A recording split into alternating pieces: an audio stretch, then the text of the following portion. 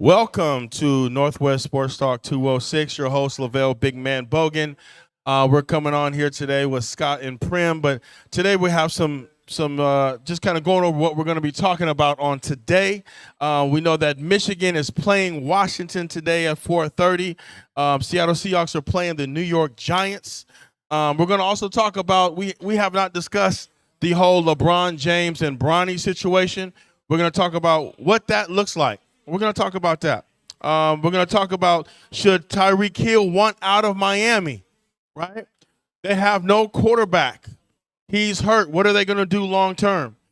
We're going to talk about the Thursday night football game, the track meet that was Baker Mayfield versus Kirk Cousins. Kirk Cousins looked like he was elite. We're going to talk about that. And also, my favorite topic, I'm going to argue with Andre Prim to let him know he don't know what he's talking about the Seahawks run defense, that wasn't something that we are going to be looking forward to, because I have one question for him that's going to solidify my argument. We are, like I said, we're here at the Waterland Arcade here in downtown Des Moines. Come on down here, spend time with your family. LNS Soul Food and Barbecue is setting up outside. We got the rib dinners they're selling today, shrimp and grits and all the fixings on there. So we're going to take a quick break. I'm going to come back with Prim. We're going to discuss some things. And also Scott's going to break down the Major League playoff. You know, who he's picking to win, who's going to win that. So come on down to the Waterland Arcade in Des Moines, Washington, and I'll be back in a few moments.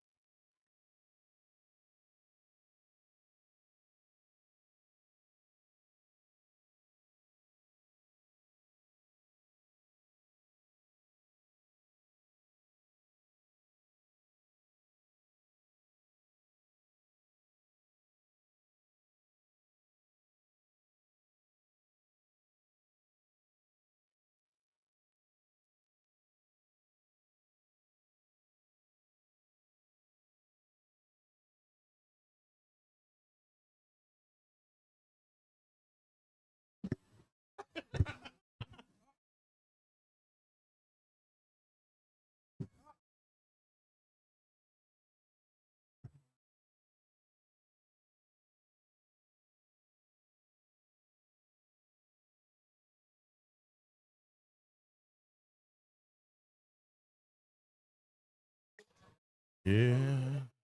All right. We are back here. I'm here with Prim, Northwest Sports Talk 206 at the Waterland Arcade. And we are going to talk about my favorite topic. They just made fun of me that there's other NFL teams, but hey, I bleed this lime green, Seattle Seahawks. And I'm going to take it back. Now, we understand that the Detroit Lions beat us, 40 to 29? And I went to Applebee's after work to watch the game. I was excited. I had my wings. Matter of fact, I had my boneless wings, but we're not going to get into that because I can't stand boneless wings. But I'm watching the game, and they go up 14-0. And I realize they're not going to win this game because I'm looking at the offensive line just push back the defensive line 2 to 3 yards every play. But I'm going to ask Prim this question. Can you name the starting defensive line that the Seahawks that played last week? Played last week? Yes. Yes. Name them. I know that's crazy. Hankerson. Who? Jonathan Hankerson. Okay. Okay. Raymond Jones. Draymond Jones. Okay. Jaron Reed. He played outside. Okay. Jaron Reed. Okay. But he wasn't in the trenches, though. Draymond Jones wasn't in the trenches. He played outside that game. But he technically is a D lineman. Okay. Technically. Okay. Keep going. Then Mike Morris. Okay. So I mean, if you want to talk about the actual down lineman, that would be Mike Morris. That would be in there. Mike Morris. Okay. And so then when we put in Hall. Okay. So that's, I mean, we're 5 deep already into that front five. Okay. So I mean, yeah, we can sit here and say, hey, there's injuries that led to a situation where they weren't able to hold them to under 200 yards rushing. Okay. Okay. But in reality, what we've been watching for since the beginning of this year, Yes. and we thought, hey, after the Bronco game, hey, the leading rusher for the Broncos was Bo Nix with 5 carries for 35 yards, and we thought, well, that was a good thing, and that was okay. Yeah, that was good. But what we have to remember is, if you stop running the ball, that does not mean you're not having success in running the ball. You got behind so many points that you lost the patience to keep chopping wood. Running the football is about body punches, right? Yes. And I'm going to punch you in the body, and I'm going to keep hitting you in the body. Eventually, we're going to pop one open. Yes. And they popped a few open. I think it was SMA that got around the edge that went for 7. Okay. They were being positive in the running game. So then what we do, we roll it to the next week, and we watched New England. Okay. New England comes in. Yeah. And their backs have a decent day. That's all they can do. But go ahead. Go ahead. But if that's the positive, and you have to go to overtime with that team, then how good is the run defense at that point anyway? Right. So then you turn around and you say, okay, well, you're about to lose. You potentially could have lost to a there's no way that they're going to lose to Miami, right? Oh yeah. With a second and third string quarterback, no matter how many weapons you have on offense, if you can't get the ball out, and you can't get the ball to him, then it don't matter. Okay. Tua was getting beat up anyway. Yeah. So that means that there's already issues with the line. Yeah. But they had good enough runs. They ran for $180 on us. I mean, like, at what point do we sit here and say, okay, so Miami runs for $180 against us, right? Then we turn around and we watch Detroit go for 250 plus against us. Yeah. Right? I get it. I understand that we're sitting here saying, hey, that's an anomaly, but football is about injuries. The injuries are part of the game. And unfortunately, if you do not have depth at the end of the year, you cannot win games. Yeah. So building the depth, and so we're talking about the team, we're talking about 53 deep. Yeah. You still have to be the next man up off the bench to come in here and actually do the job. Yeah. So we cannot sit here and cry about the injuries. Yeah. Oh, well, if Leonard Williams wasn't in there, it wouldn't have been that bad. If they had the starters come in there and they actually played that game, what would they give up? About 190 instead of 250? That's a big difference. But either way, that's a big difference. Well, and that's still an L. Yeah. I mean, you know, I guess what I'm saying is that they are better defensively, but until a team decides to commit like Detroit did to running the football, and you have to remember, they changed formations on us. Like they made us get out of our nickel defense because they lined up in jumbo packages to run the ball down our throat. And everybody's gonna do it. And so when you get to the NFC West and those games that we're gonna play, those 6 games, what do you think Arizona's gonna do? They're gonna line up and try to run the ball down our throat. Even if they do it with Kyler Murray, they're gonna try to run the ball down our throat. They're going to line up. The Rams is going to come in the next week, and they're going to run the ball down our throat. Okay. And we already know what the 49ers are going to do. Okay. That is their even without Christian McCaffrey. Okay. They're going to run the ball down our throat. Okay. That's just a given. Okay. So my rebuttal is this. If you're already out 3 Pro Bowlers, potentially 4, if you want to consider Byron Murphy, that's significant.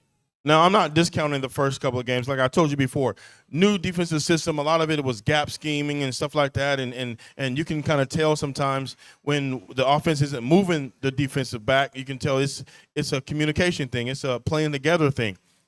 But when you go jumbo and you're already missing 4 defensive linemen, you're just bringing in more bums. So you're just bringing in more bums to come and play against Detroit's, have a decent offensive line. And I said I knew that was going to happen. So it's almost like the Detroit game has to be pushed aside. And we can talk about the other ones, right? We can talk about the New England. We can talk about the Denver Broncos. But when you're missing Leonard Williams, when you're missing Byron Murphy, when you're missing number 10, his name just always tricks my tongue. Osu. When you're missing Osu, okay. but we've been missing Osu. Was one of the greater run defenders, and when we're missing the other guy from Arizona State, our best pass rusher.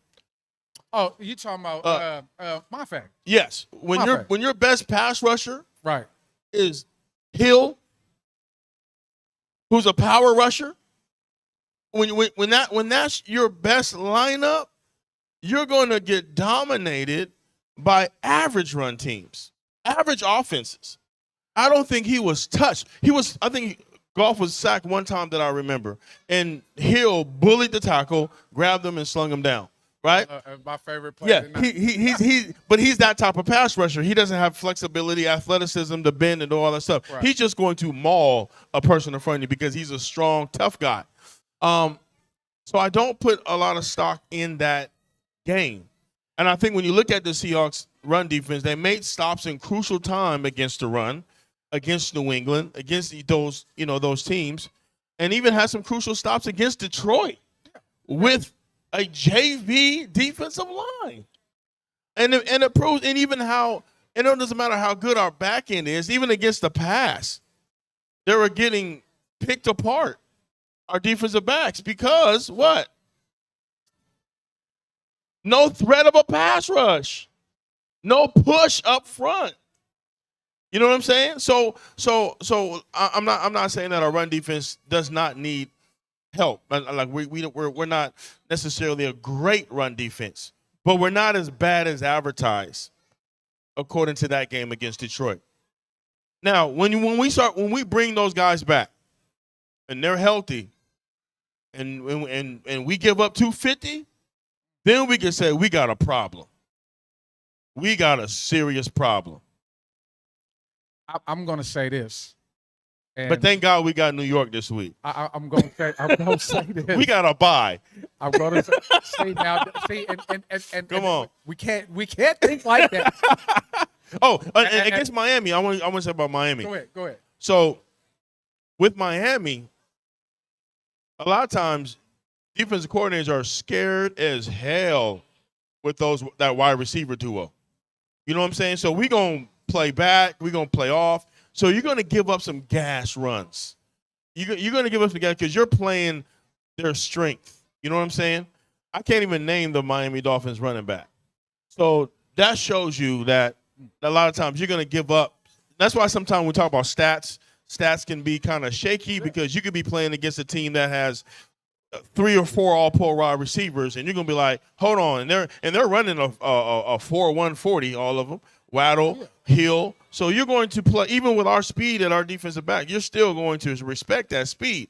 So you're going to give up some gashes. So I don't think that our run defense against Miami was as advertised as well. You know what I'm saying? So like I said, I'm just these next 2 games, I think we play New York this week, and who we play next week? Bye. Who? We have a bye. Oh, there we go. I think. Okay. Do we? I'll find out. I'll find out. But I just think that once we get these guys back, and once we get Osu back, we're gonna see how horrible or how good our run defense can be. And then Seattle has had it in the past where the first 5 weeks they look like bums, and then come week 6 they're shutting it down. Okay, so I know I spilled a whole lot out there. I want to make sure, because this is we broadcasting live, brother, and the bums, that's him saying that.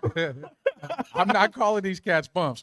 What I am saying, though, is that every coach from every level that you've ever have coached on, right? They will teach you have to earn the right to rush the passer. That means that you have to stop the run first. Right. Your first job is to make this team one-dimensional.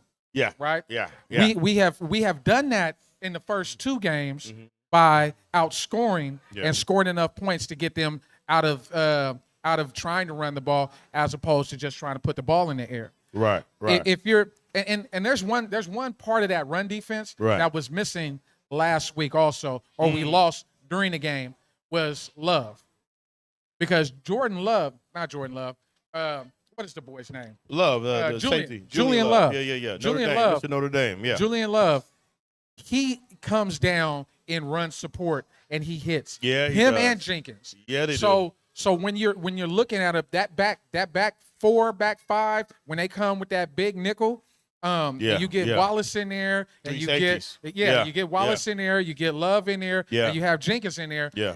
It's a little bit more difficult Yeah. to run, and at least you're able to match up defensively against three wide and the defensive run at the same time. Yeah. But what's happening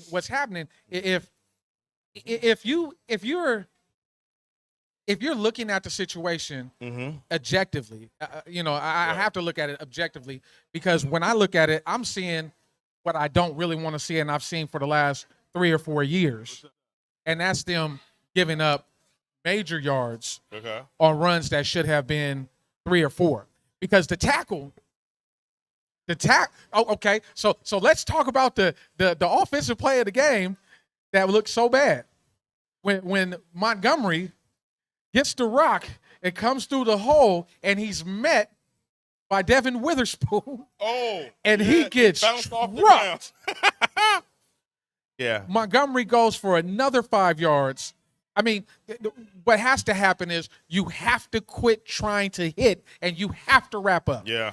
Yeah. Making the big highlight hit is not what's going to help you win the games. Right. And I'm sorry, you cannot be afraid to wrap up.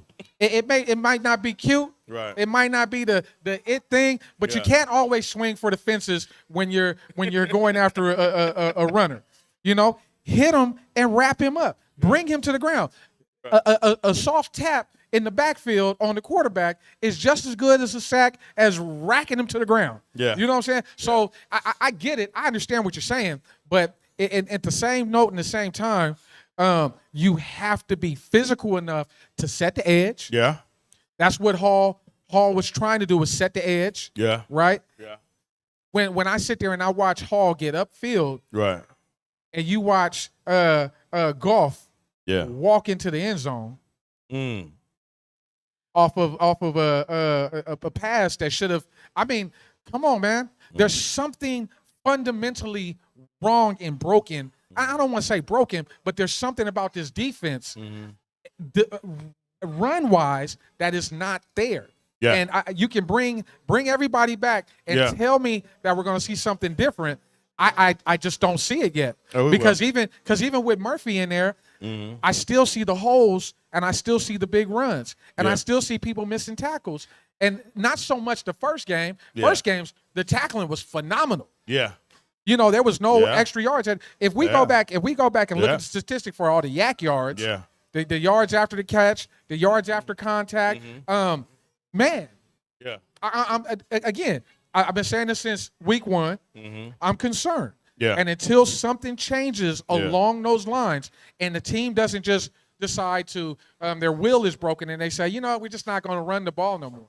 Right. I mean, that's the only reason why the statistics on the runs have been lower, or the running yards have been lower, is because people were just giving up on the run. Right. And it's not because I forced you to give up. Right. It's because you got Geno out here flinging the ball around that's putting up points. Yeah. And so at some point, and we've talked to this point before, and I've mentioned it, when the greatest show on turf used to come to Seattle, Mike Holmgren and them, their philosophy to beating them was to go ahead and pound them every single time, right? Right. On the other end, what they did was they ran the pill. They ran the rock. Right. I mean, you had Sean Alexander back then, right? Right. But to slow down a high-octane offense, it's about running the ball, and it's about defending the run and being effective in pass coverage. Right. Those are things that we're doing too, but we can't get the first thing done because you're not earning the right to get to the passer. You're just not. They have to stop the run, and they have to be a little bit more physical and more assertive at doing it. Right. I mean, come on, Coach. I got a question. So yes, sir. If a team is missing 4 defensive linemen, right? Okay, so you got your backups in, right? Correct. So if a team goes jumbo, and you're still missing your starting defensive line, you got your backups, then who are you bringing in? I'm bringing in the next two dudes. Yeah, we gonna go. the we next gonna go two heavy. down the depth chart. I mean, Okay. what we're talking about. You're bringing in is third the stringers next now. man. Hey man, next man up. Yeah, next man up. Gotcha. Next man gotcha. up. I mean, the concept of Yeah. tackling Yeah. is basic. I can understand if we're saying, hey, you have lost you're down to your third and fourth string pass rusher. But you're a starter for a reason, right? What is the easiest thing that they do? What do they not value when you're a D tackle? What do they not value in D tackles these days? What do they not value? Yeah, what is not valued in D tackles these days? That's an interesting question. What? Stopping the run? Stopping the run. Huh. We want to look at D tackles that push the pocket and collapse the pocket and can get after the quarterback, right? But did you watch the game? Man, yes. Did you watch Detroit's offensive line?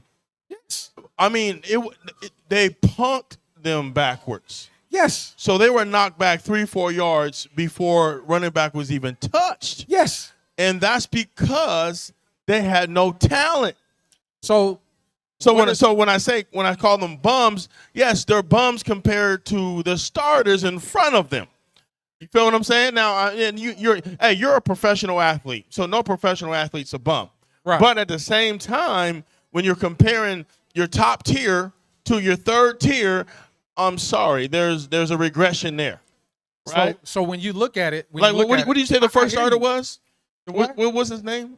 The first starter. You talking about that dude that played for the Cowboys, Jonathan Hankins? Okay. The nose tackle. Okay. When you said that was all pro at one point. At one point, okay. I mean, he's older. Yeah, but all we there. ask you to do is to basically hold the gap. Who's Leonard Williams backup? I believe it was Murphy at one point. Okay, who's Byron Murphy's backup?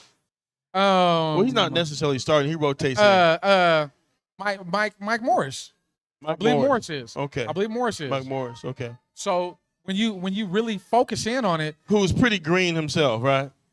He missed his whole rookie season last year. Yeah. So I mean, but understand it though. I don't remember him in the game.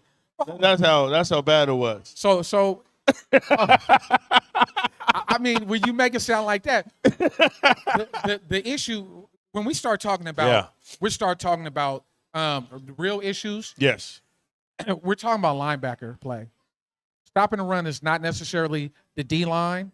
It is linebacker play because they're the ones who are supposed to fill the gaps and control the gaps. Yeah. They're the ones who are supposed to come down and fill in. If you're not shedding blocks, I watched that game over and over again, and I watched Tyrese Knight, and he was actually shedding blocks. Yeah. He was actually getting off blocks. Yeah. One of the things about Jordan Brooks the previous years was being in that 3-4 system and scheme, he was having trouble shedding blocks. Absolutely. Absolutely. That was a thing that we saw multiple games over and over again. So when they drafted Tyrese Knight, they realized that this is something that we could teach him and we can get him to do.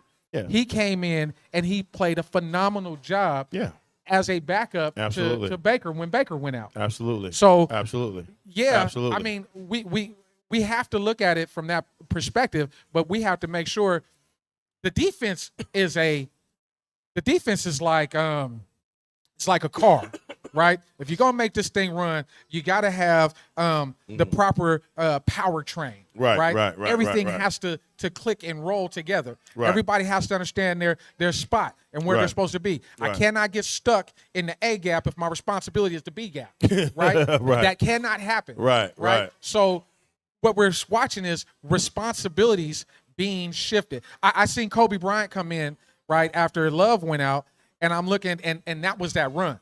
That was the pass play that ended up getting down the field for 70 yards. Yeah. That situation is, and I try to figure out. I'm looking, and I'm like, why are you just standing there, Kobe? Yeah. Like, why are you just standing there? Yeah. Like, make an attempt on to tackle this dude. Yeah. So, it makes a difference. I give you that. I'll give you that. The first couple of weeks I think was technical, but you noticed a physical dominance by Detroit over Seattle, and I think that Of has course. to do with the players. So like I said, I will agree with you to one point that it's an area of concern, but I'm not putting too much stock in the Detroit game only because of the injuries. Now, we did say something about linebacker play, but it's impossible for a linebacker to step up and shed blocks when the defensive lineman is getting pushed back into you. Man. You know, and so that was a problem. And you're right, and that's what the D tackles have to keep them clean. You got to keep them clean. But again, it's a whole system. And the whole process. Yeah. So like I said, we got a bye this week against the Giants, and they're not very talented as a team. So I think we get back to some basic fundamentals. You need that type of game. I need that game. I need that type of game against a team that is going to be going into the playoffs. Oh, we're gonna have those games. We're gonna have plenty of those games. What I'm saying is out of 3 out of the 4 teams we played, they ain't gonna make it. In Miami at the beginning of the year before Tua went out, we could have been like, okay, yeah, that's gonna be boom. They're gonna be in the AFC East. Right. And they're gonna win this thing, right. no problem. Right. Or they're gonna have an ability to compete. Right. But until you're in a situation where I need to see that against LA. You know what I'm saying? I need to see that against the Rams. I need that what you're talking about. I think that's good because we play them twice. But I think what you're talking about is the difference between us giving up 250 and us giving up 180. And 180 is not good either. No, it's not good. But then again, it all depends though. See, this is where it all depends. How much are you shutting down the pass? You see, sometimes stats can be inflated. If they only throw for 110 yards, then are you really tripping about the 250 rushing yards? Matter of fact, let's go back to that New England game because I think he only threw for 130 yards. Yeah, if that. Yeah, and if we play in a game 60 minutes and you rush for 190. You know, you had a very good rushing yard, but you shut down the pass. It kind of balances out. Now, if you do what Detroit did, and I think they threw for 300 and ran for 200, that's a different type of monster. That's ugly. They threw for 3 and almost went for 3 and and I think Goff was perfect for the day, was he? Did he set a record? Historic. And not one incomplete pass? Not one incomplete pass. Oh, that's horrible. And so that's because he had all day to throw. He was back there for 10 seconds. Yeah. Taking his time. Yeah. Man, didn't even have to change his T-shirt. No. Okay. No. I mean, okay. I give it to you. I give it to you on that. Okay. But realistically, when we're talking about the elite D lines are the ones who can get after you in the passing game. Right. Those are the ones that get after you in the passing game. Absolutely. If you're not getting after them in the passing game, you're really not doing anything. Gotcha.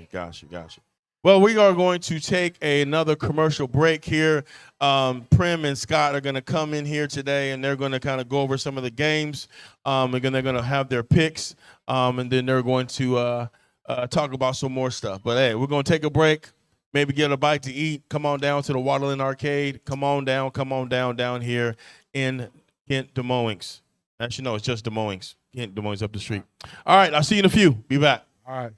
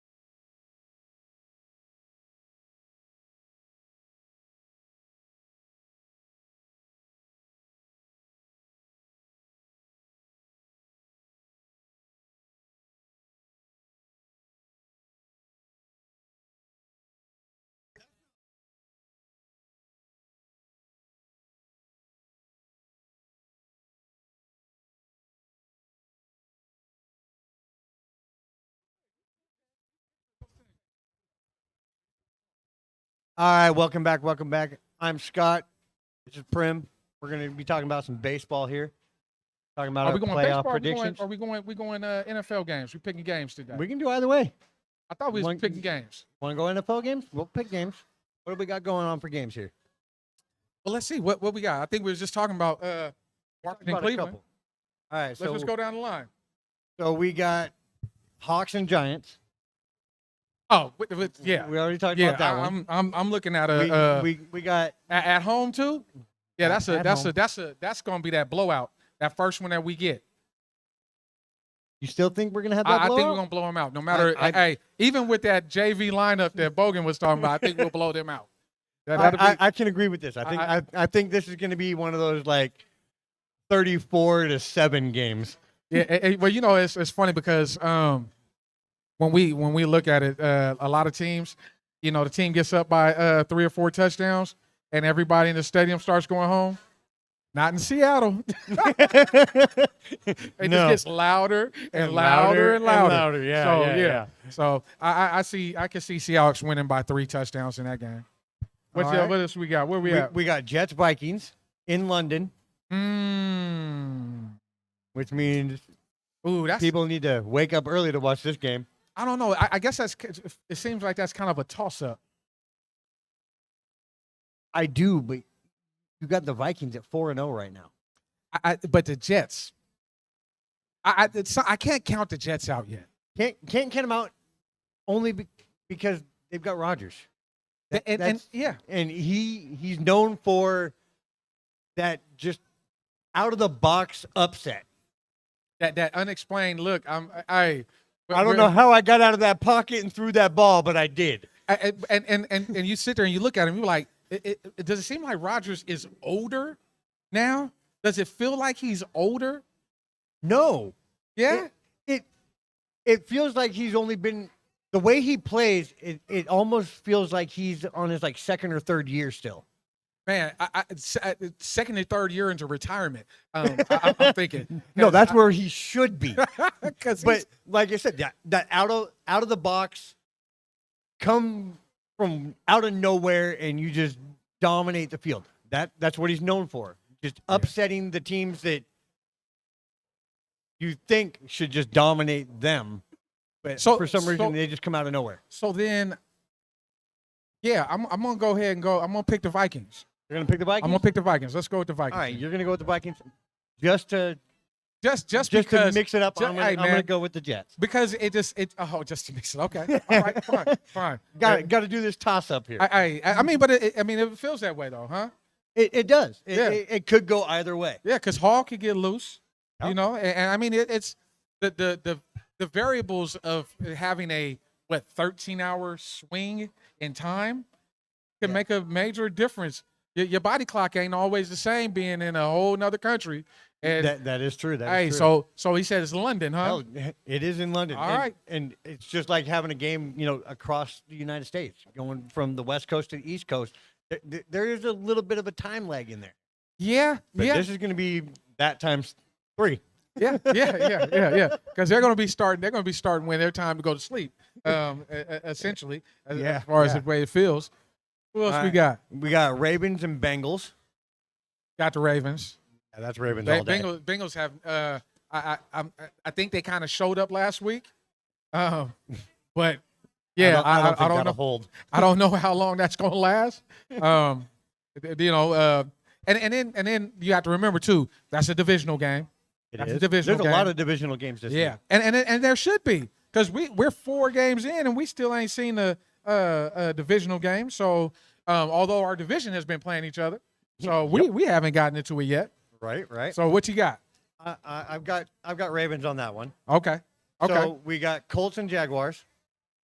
That's just a no-brainer. Colts. Yeah, Colts. I gotta go with the yeah. home. I'm an Indiana kid. Indiana's and gonna my win family, that one. My family be highly upset. I haven't seen anything promising out of Jacksonville yet. I have yet either. Trevor Lawrence is supposed to be the next coming of The next Marino. coming of a rebuild. So we'll go ahead. I'll go Colts on that one. All right, and then we got the 1-3 Dolphins versus the 1-3 Patriots. Patriots. You got Patriots? Yeah, because I just watched. We've seen both of them, right? Yep. I mean, we've seen both of them up close and personal, and that quarterback situation in Miami. Big issue. So I mean, not that New England doesn't have one, but as long as Jacoby Brissett is going to be back there running the thing for New England, I still feel like it's in the right hands at that point. So I'm agreeing with that. And that's a divisional too. As much as I don't want to see the Patriots win anything, and that's a divisional rival too. So you never know how that's going to turn out, but I see the Patriots taking that. they got this. The spread is even. What you got? What you got? The spread is even. That's what it says. Spread is even. But that's a divisional game. Yep. And that's the way it works. When the spread, I mean, and they're playing where, in Miami? They're playing. No, they're playing. They're playing New England. Oh, okay. Yeah. The home team usually gets a nudge, but yeah, it does say New England, but even. Yeah, I'm still going with the Patriots because I'm right there with you. And it's funny because they were talking about. I was reading something. They was talking about Ramondre Stevens might be losing his starting job because he's fumbled in every game this season, and I'm like, Who are they going to go to? but I still go with New England. I'll go there too. All right, then we got the Browns versus the Commanders. We were just talking about this. So one. yeah, we was just talking about this. And matter of fact, last week I think I made a comparison. Jaden Daniels reminded me of a younger version of Deshaun Watson. Watson with a little bit more wheels and ability to actually get outside and run quite a bit, but Daniels can pick you apart. I think he can pick you apart, and I think he has enough of a threat as a runner to really make that game really competitive. And I see. He's very tactful about where he throws the ball, when he throws the ball. Yeah, and you have to be. You have to be. And I when I look at it, I really see I see Washington walking away with that. I think the Commanders can really do some things that that maybe Cleveland. What's the spread on that? They got Cleveland at plus 135. See, and there you go. I got Commanders. Like I say, Daniels is a wild card. I'm gonna agree, but I want to see the Browns win that one. Hey, that's I all right. really do. That's all right. Not because of anything in particular, other than the fact that I've always been a Browns supporter. I won't say a fan, but I've been a supporter of them for a long time. They remind me so much of my 80s and early 90s Seahawks. Well, you know what? I can understand it. And that's terrible that it does remind you of Bernie Kosar at one point in time. But realistically, the only reason why I could even get behind Cleveland Browns at any point is just the fact that we're in Seattle and they moved the team up out of Cleveland to go to Baltimore. Yeah, so, yeah, I can understand that. But, yeah, Cleveland, yeah, no, I'm going with the Commanders. Commanders all the way. All right. Now we got the 3-1 Bills versus the 3-1 Texans. So I've slowly become a CJ Stroud believer. I'm a fan, man. I you know what, that team, that organization, that coaching staff, they're putting together something that I haven't seen out of Houston since maybe when the Oilers were there. You know, when we start about that was that run and shoot offense way back when with Warren Moon.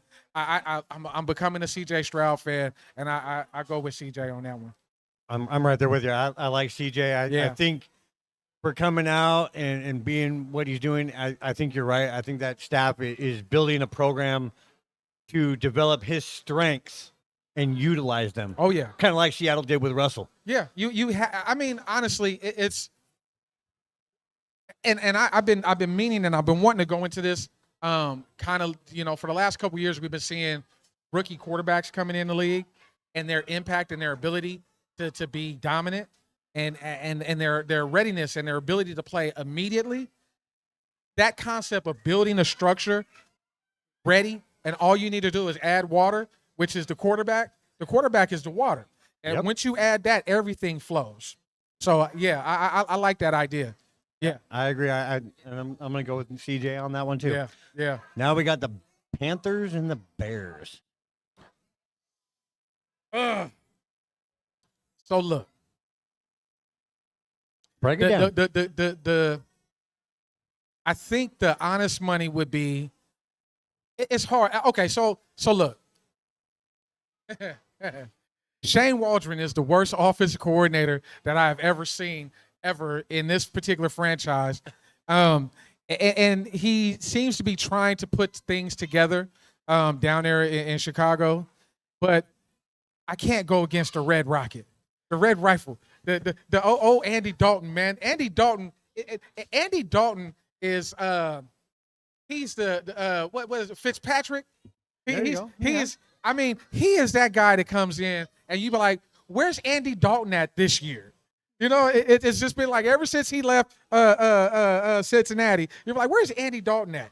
And Andy Dalton seems to come in and he can pull off a win or two every single year. Yeah. And so I'm going to have to go with the Panthers in that one. I can't say why. I don't know why, but I something about Andy Dalton, man. Andy Dalton is just, he shows up, man, and he look. I wonder what his record is against Seattle. He's got a winning record against Seattle, and I think sure the LOB.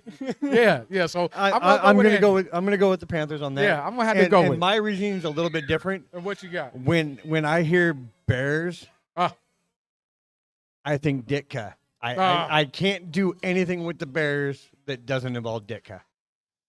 The Bears. Exactly. The Bears. Yeah. I can't do anything with the Bears without I feel you on that. And it's I think sometimes we start looking at teams that have been historically great, but they only won one Super Bowl, right? Right. So when we look back at it, and that one team, that 85 Bears team was so dominant, it resonates with you, right? Then you go back and you say, okay. These millennials don't know about that. Well, see, what you go back and you say, Singletary. Yep. Urlacher. Yep. There you go. and that's where the hole is. And I'm just trying to figure out, like, who is that guy now? Who is that defense? Because we start talking about the monsters of the Midway, that Chicago Bears, there's always been a dominant defense in Chicago. I don't care who it is. I don't care if it's Thomas Jones out there running the rock or if it's Walter Payton. The defense behind those running attacks have been phenomenal. And I hate to say it because my thought process has always been that you have to have a good defense and a good run game. So those two things are interchangeable. Those win games. Those win championships. Yep. So I can't find it in Chicago right now. I agree with that 100%. What else we got? We got Raiders Broncos. Now that's a divisional. It's a divisional, but we got the whole Devontae Adams situation going on in Vegas. There is turmoil in Las Vegas. There is a lot of turmoil going on. There is turmoil in Las Vegas. There is 7 players that are gone out and just hanging out in different places. I don't understand what is going on with the Raiders at this point in time. With that being said, I like Bo Nix. I do too. I don't think he's as hyped up as everybody's hyping him to be, but I do think he's a good quality quarterback. I love Bo Nix. I'm just going to change it up. Those games that I used to watch, those Husky Duck games, right? And we used to watch them. Them games would come down to the wire. Bo Nix was one of them cats that was in that mix. And if him or Penix having the ball at the end of the game means that they end up winning those games, right? So I like Penix, and I think Bo Nix is a player who we're going to be watching for a long time. I agree. I think he's one of those quarterbacks, like you said, that when it comes down to the game on the line, you want it in his hands. And has there been a rookie quarterback come in the league that's played more games than Bo Nix? I mean, Bo Nix was at Auburn. Bo Nix was at Oregon. Yeah. And he spent a lot of time playing ball. So I'm going to have to go to the Broncos on that one. Broncos? Just for the fact that I think they're learning. I'm going with Broncos strictly because of the Bo turmoil, Nix and yeah. the turmoil in Vegas. Yeah. There's no point in going. I think Vegas' season is pretty much done. You think they're going to pack it up and just – At this point, they might as well. If you got this much turmoil going on at this point in the season, how do you come back from that? And yeah, no, I mean, there's no way around that. And anytime that there's dysfunction in an organization, and maybe it's overblown, maybe it's media overblowing it, and we don't see it from what is actually happening. But when your marquee wide receiver is not there, there's And outright blatantly posting all over social media that he wants out.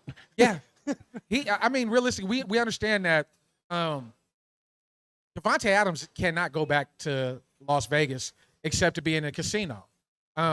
There's no reason for him to be in Vegas except to be on the strip. So I'm going to have to maintain that Broncos, man. I'm right there with you. Now we got another divisional. Uh-oh. Cardinals, Niners. Now keep in mind, the Hawks play the Niners Thursday. So this is a key divisional matchup. Is it though? For us, it is a key divisional matchup. I tell you who I want to win. I want the Cardinals to win. It keeps the 49ers off our heels for a while. But I want the Cardinals to win strictly because I like Kyler Murray.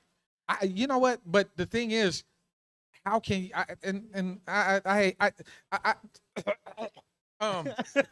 It hurts. It hurts. But realistically, you cannot go against the 49ers against the Cardinals.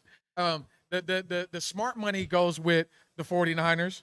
But yeah, it has to be the 49ers. And there's nothing to justify picking anything else other than the 49ers over the Cardinals.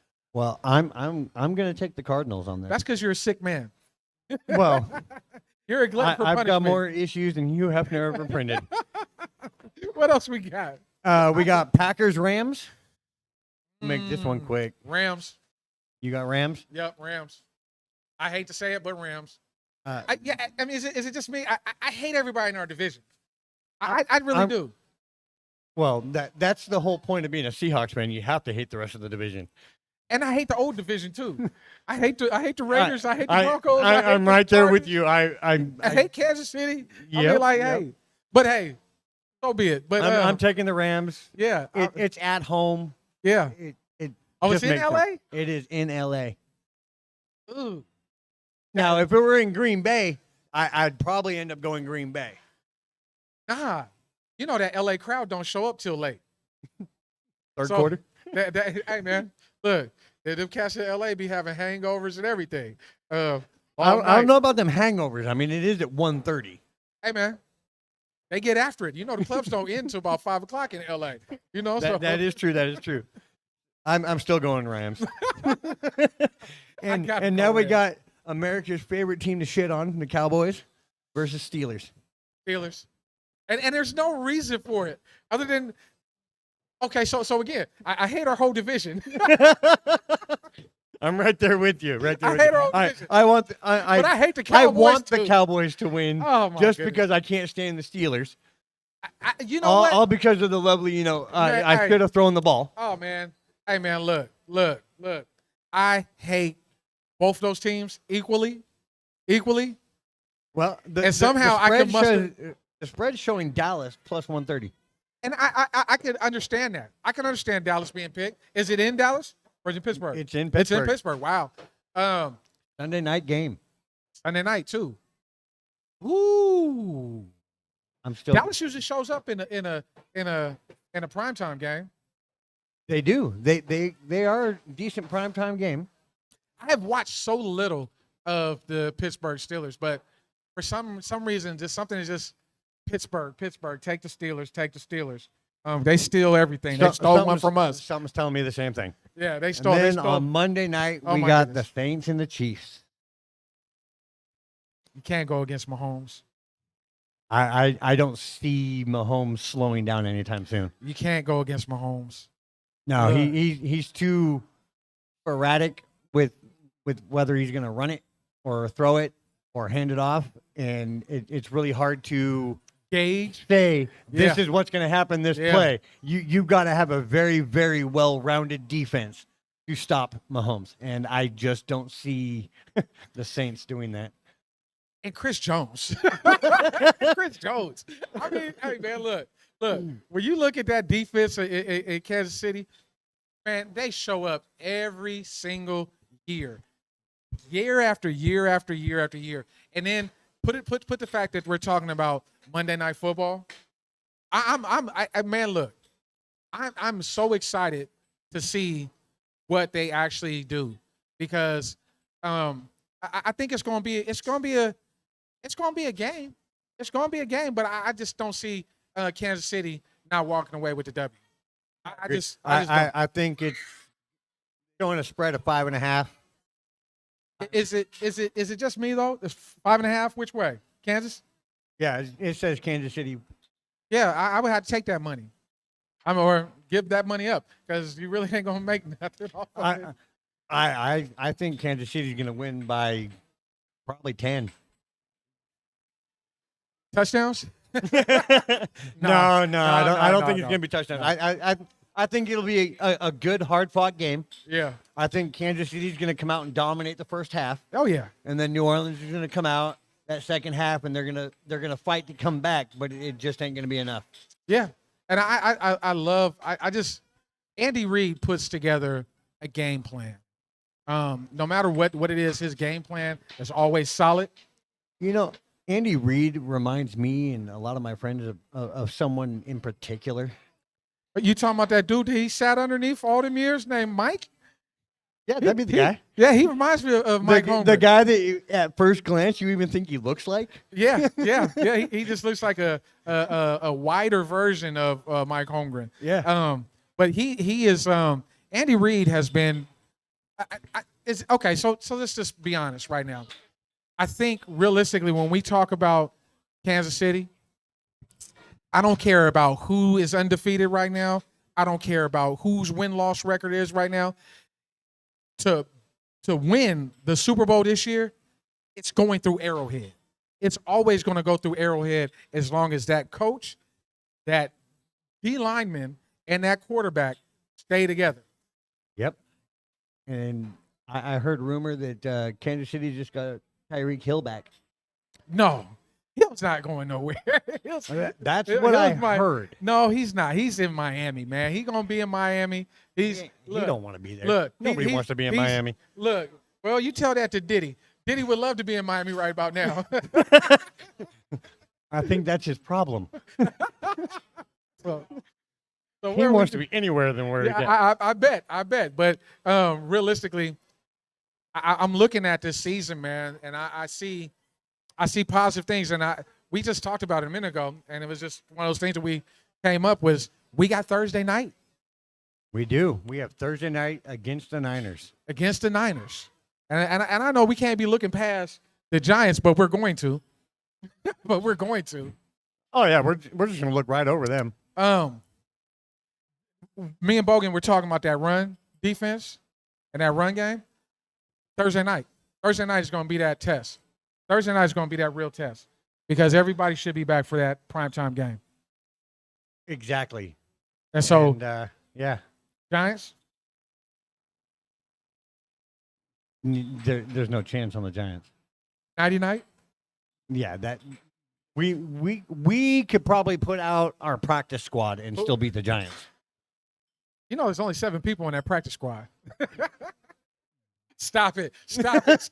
Stop. You almost bit on that one. Well, I have a lot of friends that are big Giants fans because they grew up in the area. And I tell them every year the same thing I tell my cousin's wife, who is a huge Dallas fan. We them boys until the season starts. Yeah. Oh, they them boys. The Cowboys, Dallas, they them boys. They them boys that getting beat up on. They them boys that's losing. They them boys. They them boys for it all. So no, I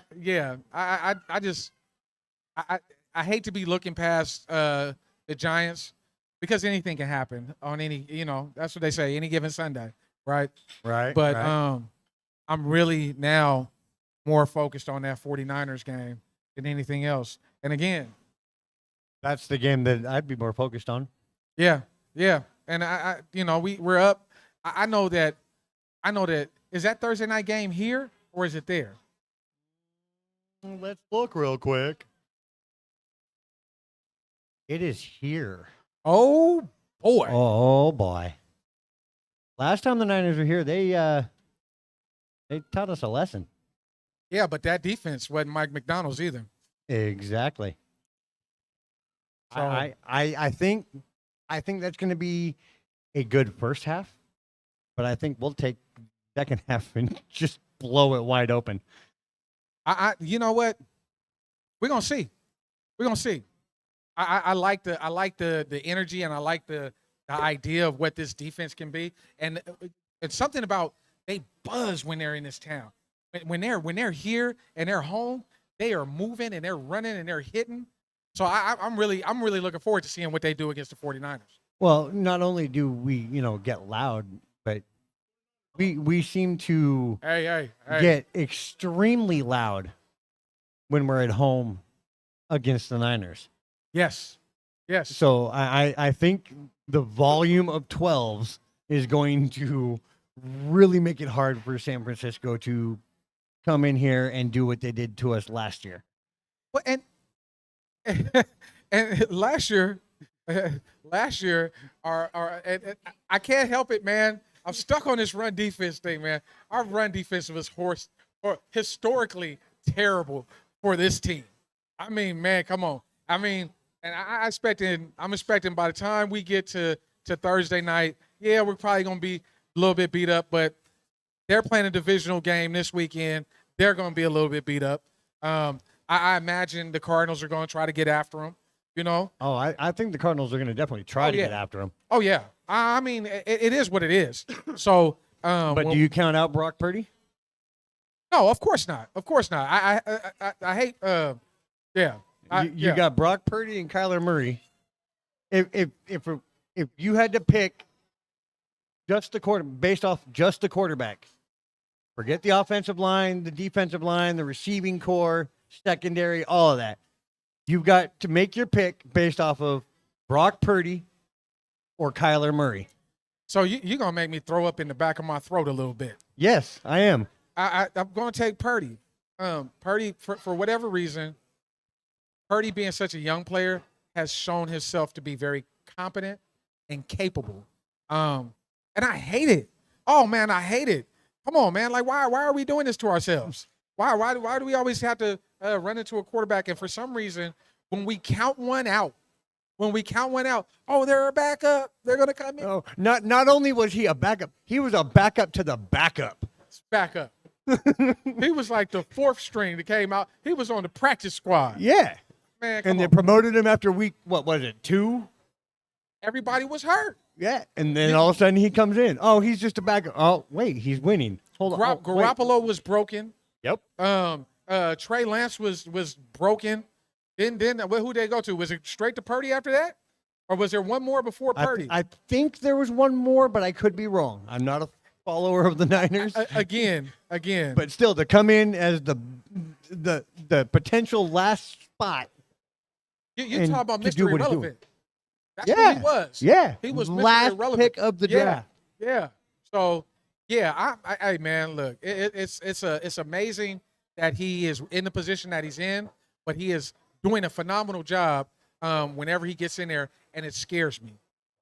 So, I don't like him. But I really don't like Murray. Because Murray is a faster version of Wilson who for some reason seems like he can actually see over the line, unlike Wilson could. Well, And I don't think Murray sees over the line. I think he sees around it because he's moving around so much. well, here's the funny He thing. sees through the gap. Well, here's the funny thing. Russell drops back 15 yards. Murray's running forward 15 yards. That's the difference. That's a major difference. There you go. There you go. So where are we at, man? Where are we at in this segment?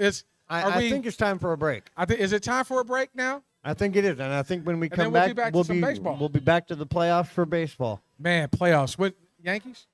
No, no, No? no, ever. Well, I all I know is I'm dancing in the streets because I heard the Astros are no longer. Sweat. Thank you, Jesus. Exactly. All right, we'll be back. All right.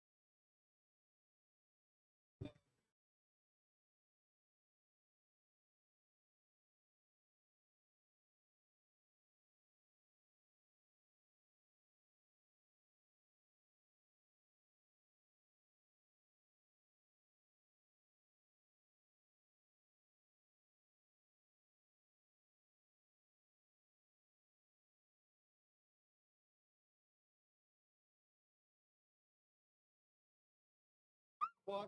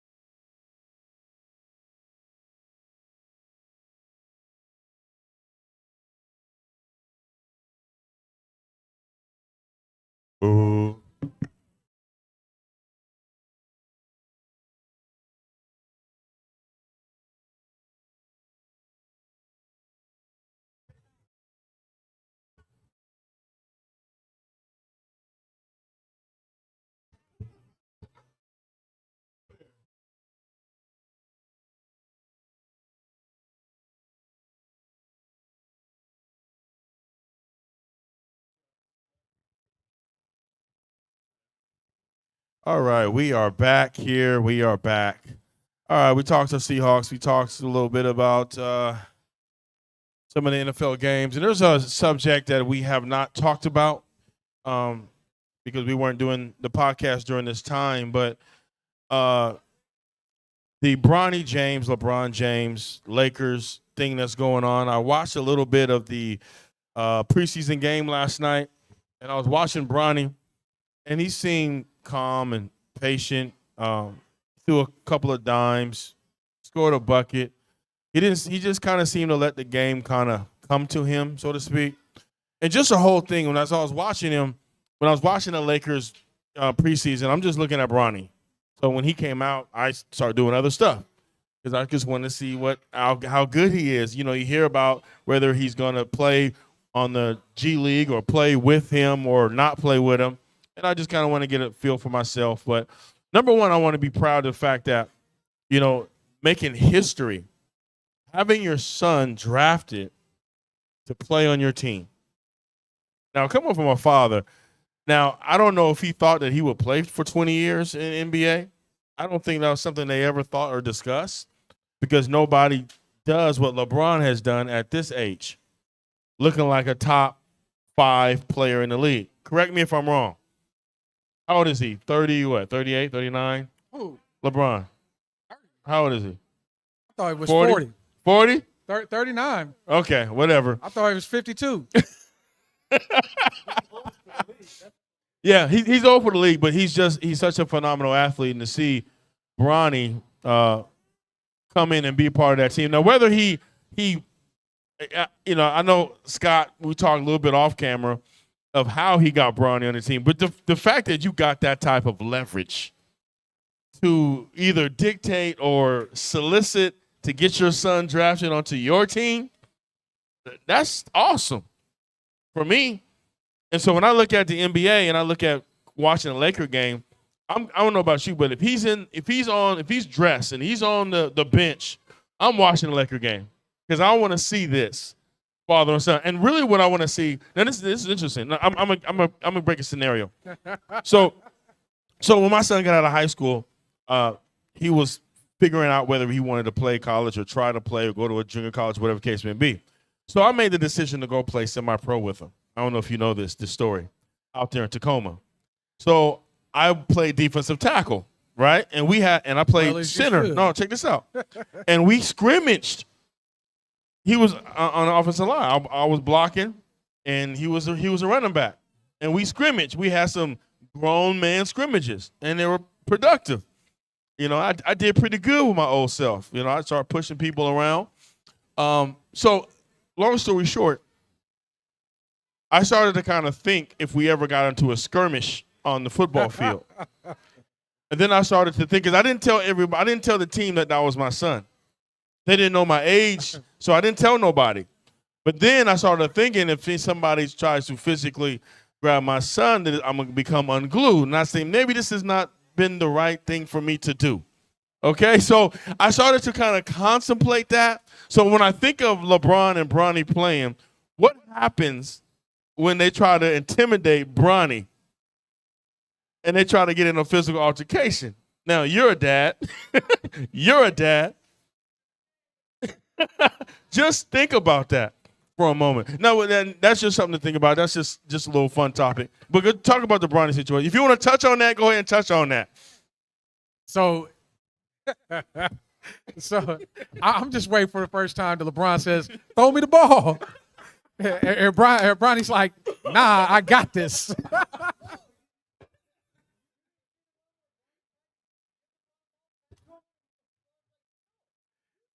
Yeah. Hey, look. You're the shooter. Shoot. Scott, I'm going to tell you, if you've ever met my son, you will understand that he is always going to take the shot. He is what we would call the proverbial black hole of basketball. You throw the ball in, it's not coming back out. He is going to take the shot. So, man, he's Carmelo. Man, look. So I look at it like this, man. I think LeBron has done a disservice to his son. The fact that his name is what it is. Matter of fact, me and Scott was just talking about this, and I was just telling him. I said if his name was anything other than LeBron James, LeBron James Jr., if his name was Joe Smith or Joe Blow, right? He probably would have stayed another year in college. He probably wouldn't have such a high expectation on him, and people wouldn't be criticizing him so much as they are right now. I don't remember Derek Fisher coming into the league as a point guard, playing with the guys he played with, and there was this much expectation on him. Now, mind you, I think Bronny is a hell of a point guard. He's a true point. And I think that he's actually probably a lot better than what we are expecting. He's not LeBron. I mean, could you imagine Jeffrey Jordan ever coming into the league and having to live up to what Michael Jordan has done? I mean, you're talking about one of the 5 greatest players to ever touch the basketball. And what the expectation for their child to be. I don't think LeBron has done this intentionally. But you saw LeBron was going to play 20 years when LeBron came in at 17. No, I didn't see that. I don't know how you missed it. He was 17. No, He was 17 when he came in. He was built like a grown man. Well, I know that, but I'm thinking of. I mean, the boy had body funk and everything. But he was ready. But the only reason I thought the wear and tear on your knees and your ankles and being he's a massively thicker body guy, so I didn't think his body would hold up. But that's the thing, though. Yeah. So if you looked at Kobe and you say, okay, Kobe made it 20, right? If you thought Kobe would make it 20, you'd be like, I don't know. He's 6'6", 6'7". He's a 2 guard. But LeBron can play everywhere from 1 to 4, right? Being 6'9", 6'8", 6'9", and being that big and that wide, man, slide him down in the box, let him rebound. Certain teams, he could play 5. And certain teams, especially in games. If Magic can do it, he could do it. Especially in games where the big man don't do nothing but shoot threes. Yeah. So you can play that game with LeBron, right? It's amazing to me that when we look at it, LeBron's career is like 3 decades.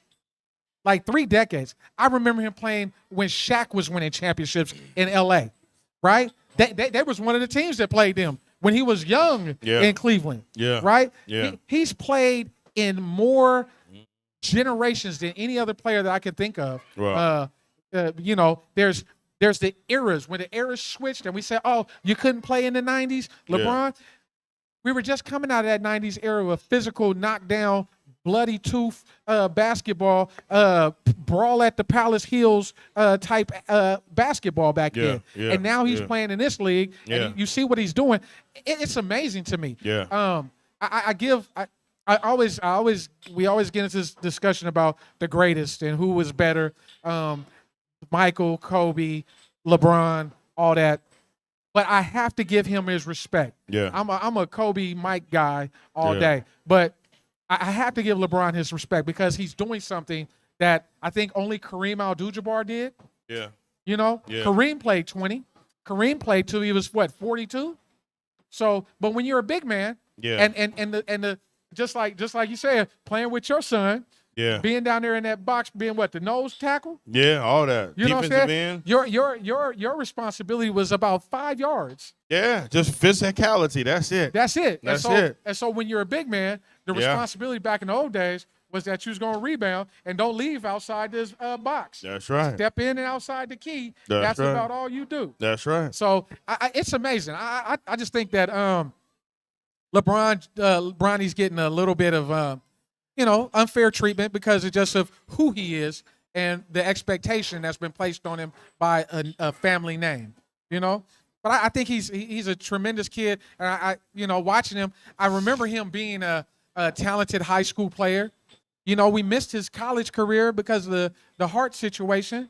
So, everybody was coming out of high school straight to the pros at one point, and you had to sit 1 year. So, Bronny sat 1 year.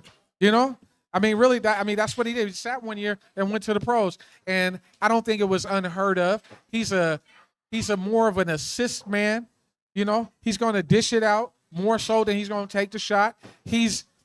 You got to be multifaceted in the game when it comes to basketball. Because basketball is a game that you play both sides of the game, right? You got to be a defensive player as well as an offensive player. So it's unfortunate, but go ahead. Yeah. One of the things that I hate in the argument is, before we get into some of the stuff in the NBA, is the talk that today's players couldn't play 20 years ago. Because today's players, 20 years ago, I think Kevin Garnett he had a video that said that couldn't happen. Okay. Well, in his statement, he was saying 20 years ago, and I think they had a picture of they had a video of Jason Tatum, what's his name, with the beard, what's his name, James Harden, and they had videos of them, and LeBron James comes in the picture of that as well. But I think that's so falsified because it's all about the culture of the time. If you grow up in a certain era, you're going to grow up with that mentality, right? You have an AAU mentality now. Let's team up. Let's get together. Let's form a hit squad, and let's go win a championship, right? That wasn't the early 90s. When you look at the people like Gary Payton, Michael Jordan, Isaiah Thomas, Charles Barkley, they want to compete against other greats. Now they want to team up with greats. That's why it's hard for someone in my generation to respect Kevin Garnett's move. You know what I'm saying? We can't necessarily respect that. Now, he's younger though, right? He's younger. He would be one of our sons, even though he's 7'12". But it comes with the culture. If he grew up in that era, look, they wouldn't be able to stop LeBron. I don't think. You know what I'm saying? Everybody's playing with somebody. I think the one statement that I can make about today's players playing 30 years ago, they could play the game. Yeah. I don't think they could play the way they do today with the same rules that we had 30 years ago.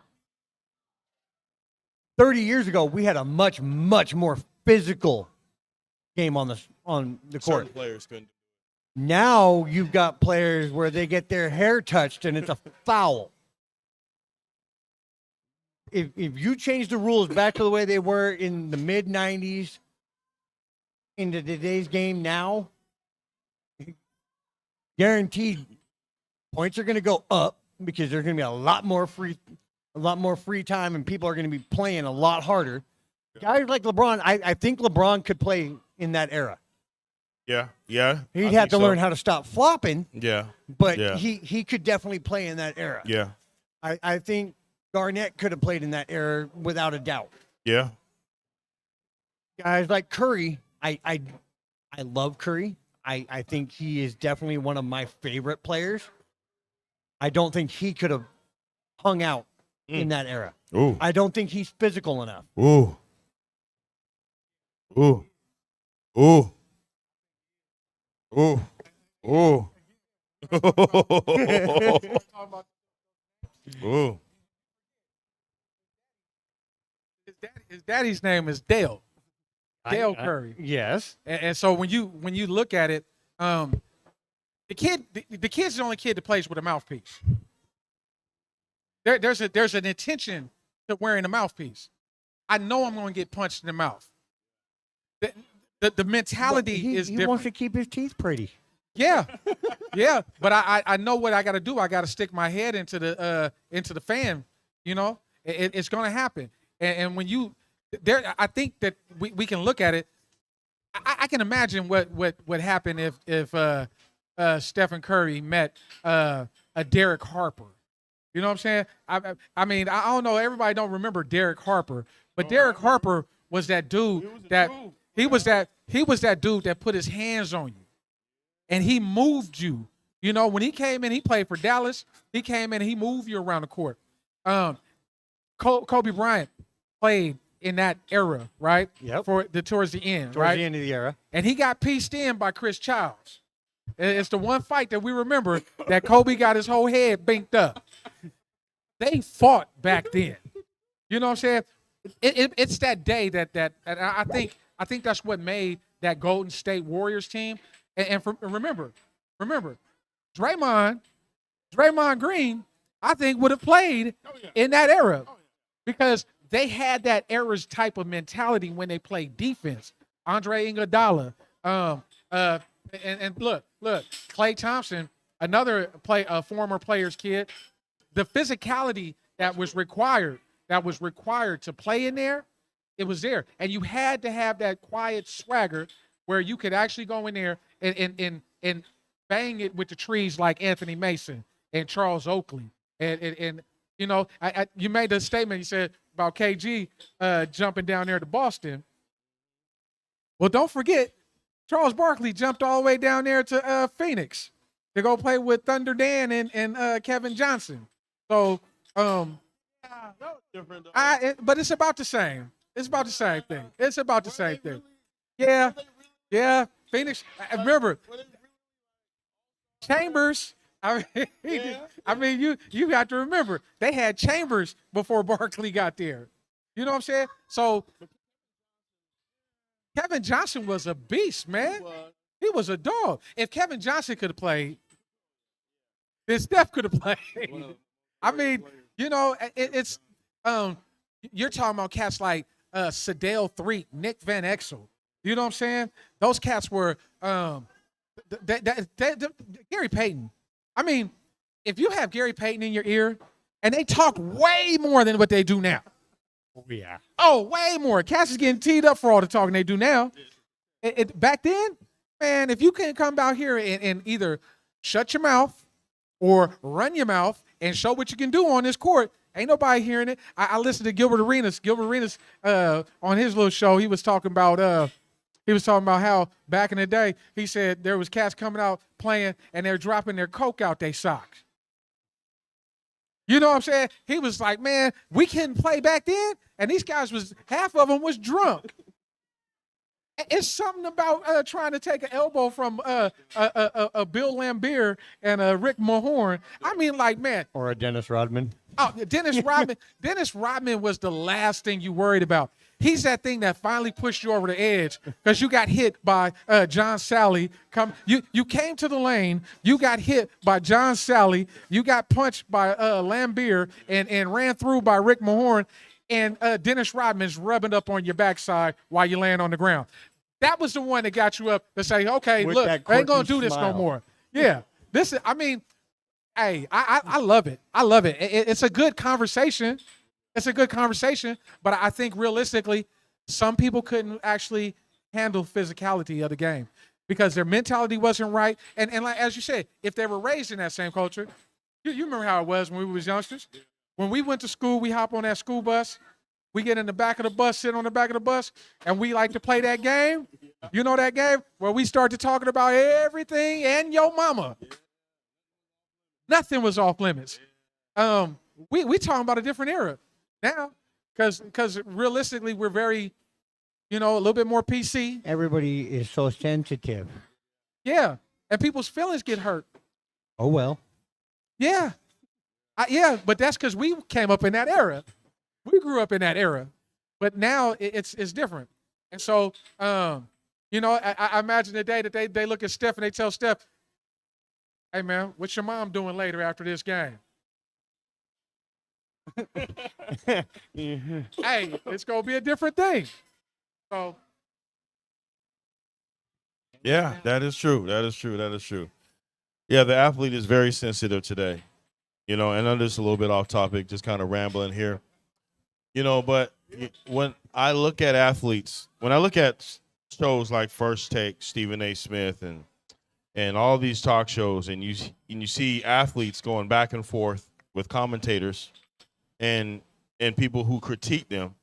I think I was remembering something about Travis Hunter was upset at Richard Sherman being critical of his wide receiver play or whatever the case may be. Yeah. And I'm looking at that like why is it every time an athlete is critiqued, an athlete gets upset?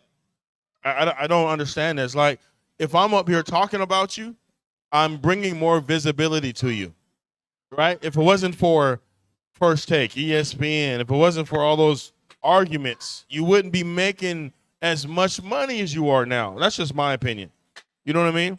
Like, that's a job is for commentators to critique sports. So if you are 1 for 10, yes, we're going to talk about your jumper is trash. But, it just is what it is. It's not an attack on you. I didn't say you're ugly, fat, or short, or nothing like that. I just said your jumper is trash. Work on your jump shot. Exactly. That's what our generation was taught. Someone says something is crap about you. Yeah. You either fix it or you fight about it. Nowadays, my feelings are hurt. You can't say that. No. Learn to suck it up and drive on. But speaking of Travis Hunter, when he goes pro, does he play offense or defense? My son and I had this conversation on the way here, by the way. I think because of pressure. I think because of pressure from the fans, and he's probably going to go first overall, and I think they make him play both. I think he starts at corner, and I think he plays wide receiver in special packages. I think the NFL game is so vigorous and so physical, and so it's not as physical as it used to be, but I just don't see you being able to play both sides. You know what I'm saying? And what I mean by is the game is not as physical, but there are bigger players who move a lot faster than they used to. I mean, you got 6'5", 300-pound linemen that can run a 4.7, 4.8. They didn't do that back in the day. But obviously, we used to be able to headhunt, used to be able to lean in with your face mask, head slap. The game was a little bit more physical, but I think he plays defense. I think he's a better corner than he is a wide receiver. I think he's a freakish athlete at wide receiver. That's just my thought. Okay. And I think corners make. Well, actually, I think it comes down to what the team drafts him. the money makes more money playing wide receiver. No, I think he wants to play both ways, but I think the position he plays gets based off of who drafts him. Okay, well that's easy. Seahawks- Who sucks this year? Well, right. Who sucks? Let's just say for some reason the Seahawks were able to get him as a draft pick. Oh, Where God. do you put him? On the Seahawks. Right now, where would you put him? Would you put him as a wide receiver or would you put him as a corner? Corner. You'd put him as a corner? Yeah. That's where I'd put him. Yeah. But now let's say he goes to Tampa Bay. Now where's he play? Oh. See? It's going to depend on who gets him in the draft. I think they just use him like they did Deion Sanders when Dallas used him. He played corner and then he played receiver. He played the slot.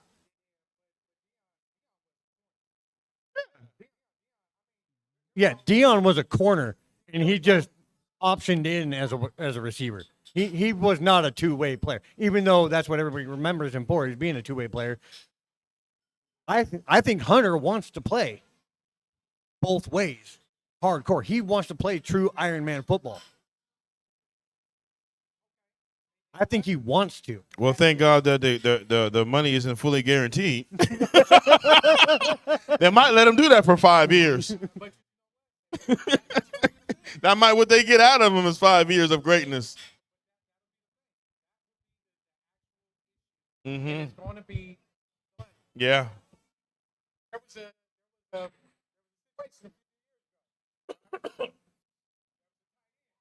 Oh yeah. Jimmy Graham. Yeah. He said outside more often Pay me as a wide receiver. instead of tight end. I can agree with it, though. I think he should have.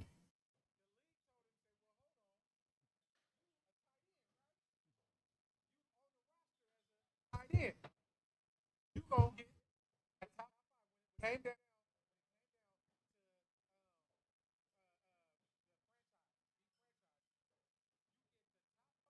Mm-hmm.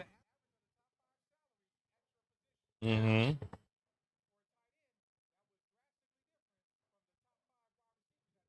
Mm. Yeah.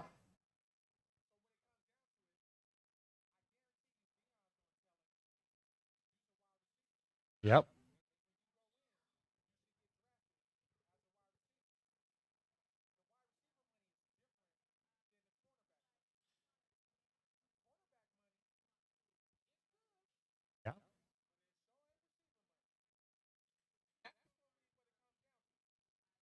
Yeah. I think he might. He's just gonna get.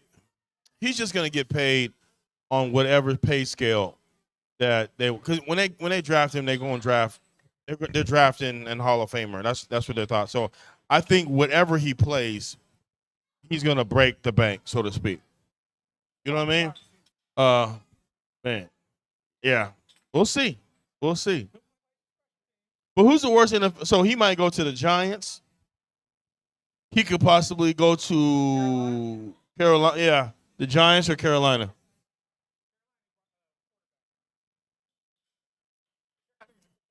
Yep. Do they? Do Carolina need a quarterback? Or do they need a line? Yeah, I know. I know. He was so promising. And that makes it look bad, you know. And it seems like the boy from Houston was the better quarterback. And during that draft process, I was like, I don't know. CJ Stroud. He just looked, I don't know. I wasn't really sold on Bryce Young. Yeah, he's inaccurate, but he's a little guy. And his plays weren't like special. And he played for Alabama. Was the Alabama quarterback, right? Yeah. How many Alabama quarterbacks are really like special in the NFL? How many? Who? Okay.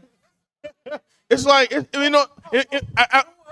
yeah, Tua, Hurts. Yeah, Hurts. Yeah, Tua yeah. is definitely special. Hurts, yeah. But Hurts was on the brinks of being like, oh, you're a buzz. But yeah, he did have to go somewhere else. Yeah. Yeah, Alabama quarterbacks kind of like Miami quarterbacks back in the '90s. Remember, they used to have, all of them were like phenomenal in college because you're throwing to receivers who run a 4.140. You know what I mean? So it's interesting. Yep. Absolutely. Absolutely. Absolutely. Absolutely. Absolutely.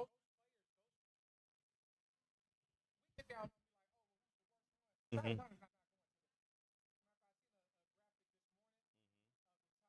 Hmm. Hmm. Yeah. Yeah. Mm. Alabama. We're gonna see. Okay.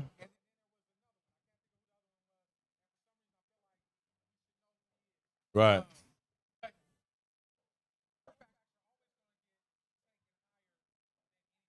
Yeah. Yeah. Yeah. Yeah.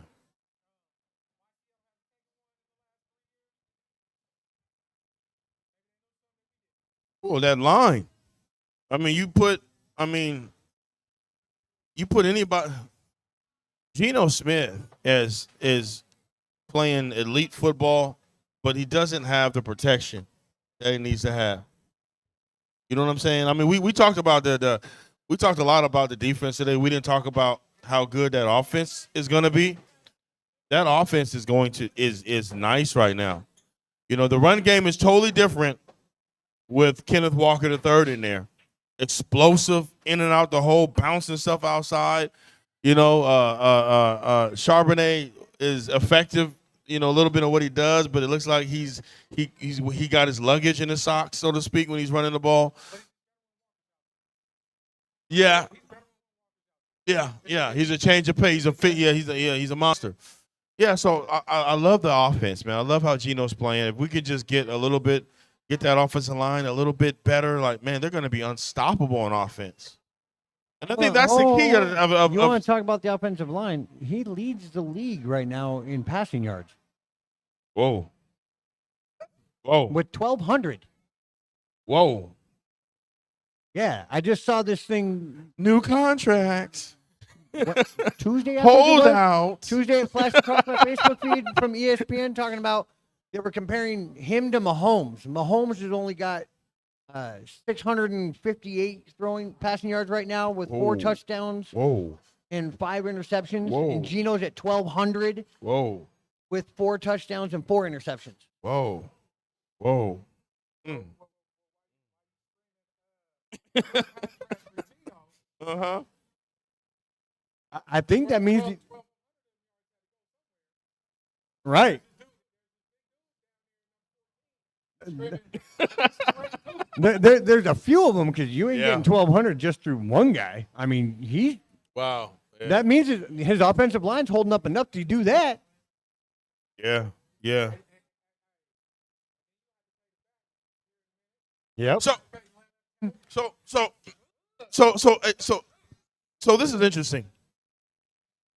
I find myself criticizing the Seahawks not running the football to start, you know, especially against Denver in the first game of the season. Now, this is what it reminds me of. Now, a lot of people aren't going to be with me on this one. You know, I'm going to sound so crazy.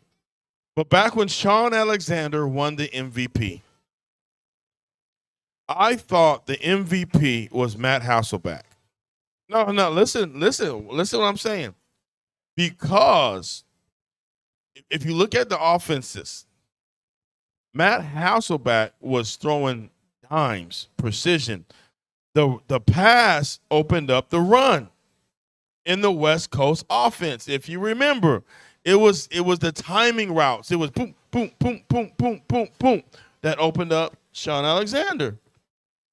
No. Go back and watch. I'm telling you. It was Steve Hutchison that opened up Sean Alexander. No. But it was Steve Hutchison and Walter Jones. But they started off without them. Sean was not that great of a running back. Yeah.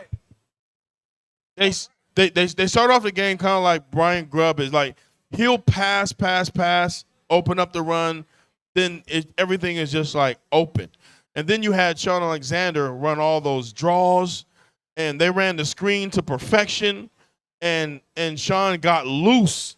You know what I'm saying? But I just thought that if it wasn't for the precision of Matt Hasselbeck, it just wouldn't.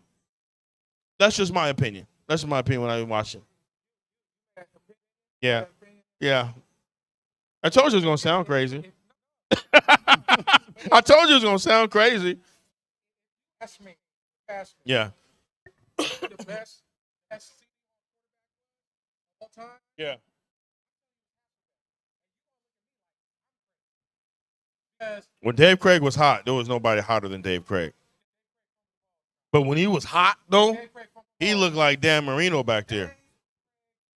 ball All the time. That's because he had little hands. So when we can see that, He had baby fingers. Matt Hasselbeck threw for 500 yards every single year, Yeah. and the Yeah. led the league in drops. Yeah. They led the league in drop passes. Yeah. It was underrated. Underrated Seahawks quarterback. Yeah. He balled.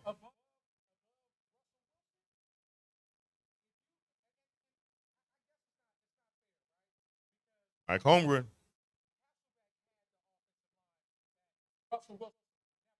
Oh, Right. yeah, that's true. Oh, yeah. If you took Hasselbeck was barely touched if you that took year. Hasselbeck and Yeah. gave him the receiving core that Russell had, that too. What happens with Hasselbeck? No, I said you take Hasselbeck with his offensive line, and give him Gino's receiving core. Oh, they He destroys Russell Wilson. They destroys the league. Yeah. Yeah, That he becomes guaranteed Hall of Fame career. So I'm with Prim on this one. Hasselbeck is definitely the best quarterback the Hawks have had, and he was underrated. We don't think about Dan McGuire at all? Go ahead. Who? Go ahead. Are we talking about Stan we might as Gelbaugh? well- hey, Stan Gelbaugh was great that one year. I see him when he hit Paul Scanzi in the back of the end zone against Denver. Yeah, man, look. I saw his first pass 30 yards Man, beyond his receiver. Hey, number 18 was the best. But seriously though, you can look at it and you say, if those receivers, the Corn Robinsons, the Darrell Jacksons, the Bobby Ingrams, man, that squad got done dirty by the referees every single year, and we ended up playing the same team every year was the Rams, and it always turned out the same way for some reason. It was terrible. It was a disaster. When Bobby Ingram, I'll never forget it. I'm gonna tell him myself. I was coming out of RJC one morning after a fun night Saturday night, and yeah, okay, sounds good. Jury duty all night long. But I was coming out, and the playoff game was happening, and we played the Rams that day, and the game was on the line. Matt lines up, and this is the game winner. He throws the ball. He finds Bobby Ingram over the middle of the field, wide open in the end zone, and he's undercut by the referee. I said, "Come on, man, how is that?" Well, and you know what the call was? Well, the referee's part of the field. So incomplete pass, no pass interference, no nothing. And I'm just sitting there looking like, how do we lose? That was 2003. Hey, that's kind of like our game against Detroit. All them PI calls that should have happened directly in front of the referee, staring at the play. Oh, that was a good. You know what? Incomplete pass. Really helped our run defense. Well, you know what? I'm going to tell you this, too. I'm going to change my pick now I think about it. Cowboys. Because we ain't going to talk about them Steelers and what they did to us in Super Bowl, 40? Hey, that was the refs. Oh, hey. But it was, they didn't say, oh, no, take Ben's Ben's touchdown away, the one he didn't get in, Right. the helmet over the line. It reminds me of what got Erickson fired. Remember, it was Vinny Testaverde's helmet over the line, and we went 8-8 that year because of Vinny Testaverde and the Jets. So we might, you know what? Yeah, the Jets is going to lose. I'm going against all our old grievances. You don't have an old grievance against Dallas? Hey, man, look. Hey, no, because that's the one when they say that we put baby oil on the football when Tony Romo couldn't get the snap off. Yeah. We put baby oil on it. Yeah, we put baby oil on it in Dallas. I think there was a Diddy party that night. I don't know what happened. All right, so we're going to take our last break, and we're going to come back, and Scott's going to break down some baseball for us, talk about the playoff scenario, what's going on. I think there's some games on today. So we're going to take – can you go hit the button for the commercial break? Yeah.